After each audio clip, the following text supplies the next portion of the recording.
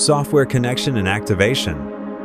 For the first-time setup, take out the Velo OBD and the SCX hub. Use the Type-C cable to connect both the Velo OBD rear port and the SCX hub rear port to your computer. Once connected, the device lights will turn on. Now open the desktop software, Zestek Workstation. The software will automatically pop up and recognize the new devices, SCX and OBD.